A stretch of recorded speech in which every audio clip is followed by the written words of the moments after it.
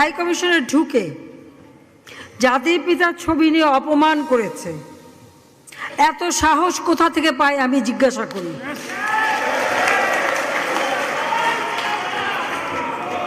আমি জানি না আমাদের হাই কমিশনে এখন কারা বসেছিল এবং তারা সেখানে কিছুই করতে পারলো না কেন, সেটাও বড় প্রশ্ন। আর আমি আমার প্রবাসী যারা বাঙালি, না আমার প্রবাসী বাঙালিদেরও আমি বলবো যে যারা এই ঘটনাগুলি ঘটিয়েছে তারা চলাফেরা করে না, তাদের দেখেন না। যে হাত দিয়ে জাতির পিতার ওই ছবি নিয়ে তারা ভেঙেছে, তাদের যা উপযুক্ত করা উচিত সেটা করতে হবে।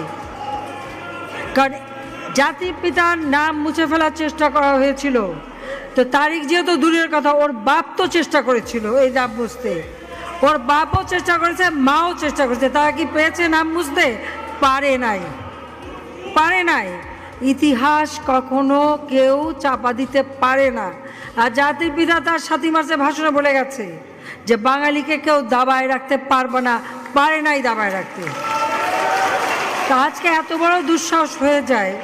হ্যাঁ, আমি প্রধানমন্ত্রী এসে আমারটা যা করুক ওটা আমি কিছু মনে করি না, কিন্তু যিনি আমাদের জাতির পিতা, যার আইন আছে, সেখানে হাত দেবে এত সাহস কোত্থেকে পেল? তারেক যে ভুলে